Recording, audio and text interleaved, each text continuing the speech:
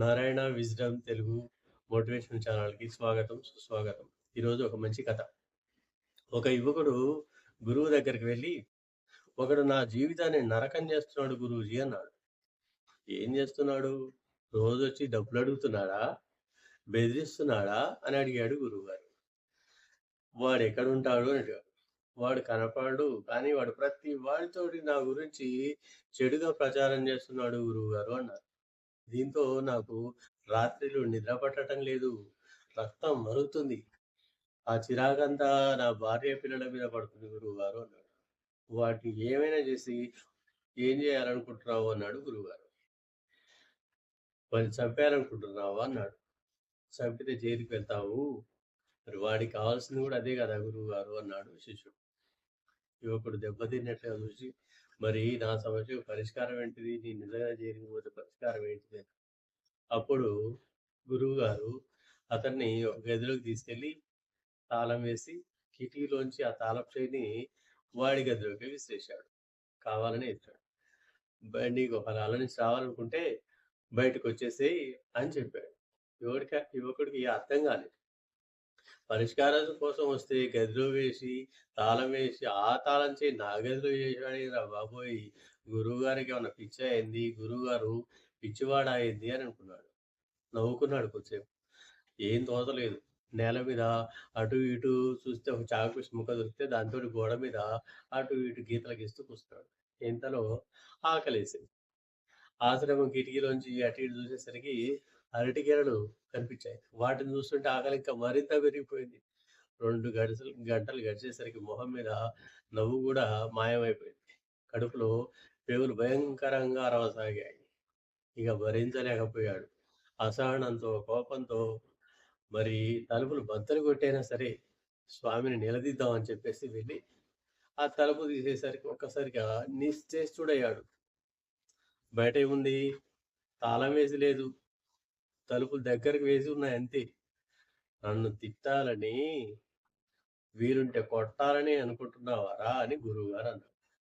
గది బయట నిలబడి ఉన్న గురువుగారు ప్రశాంతంగా ఉన్నాడు. యువకుడు అపరాధ భావంతో తలదించుకొని, క్షమించండి. తప్పే.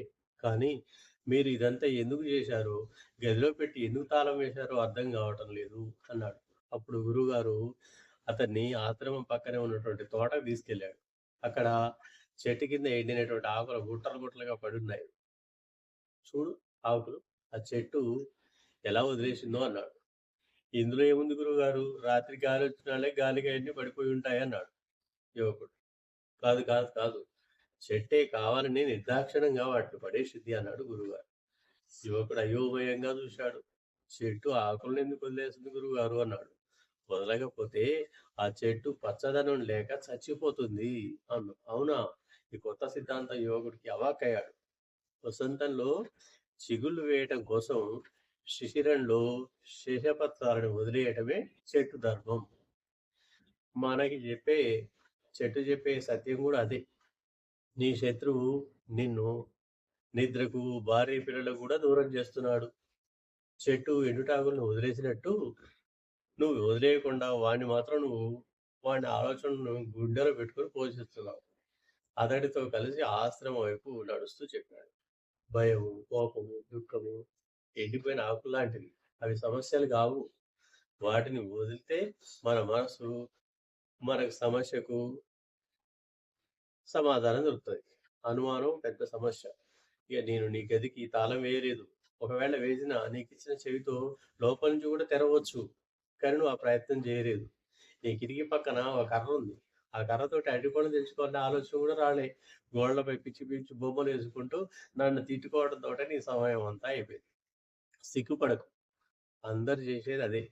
సమస్యకు పరిష్కారాలు ఆలోచించకుండా పరిణామం ఏం జరుగుతుందో అని ఆలోచిస్తూ ఉంటారు. అందమైన జీవితం గది గోడల్ని నిర్ధారకమైన వ్యర్థాలను చాక్‌పీస్ తోటి పాడు చేస్తున్నట్లు, ప్రస్తుతం నీ ప్రత్యర్థి పట్ల నువ్వు చేస్తున్నది కూడా అదే. ఒక వెలుగు వెలిగినట్లు మేఘాల నుంచి వచ్చినట్టు అనిపించింది శిష్యుడికి. ఒక సత్యం అర్థమైపోయింది. యువకుడు గురువుగారికి నమస్కరించి, "వెళ్ళిరా నాయనా.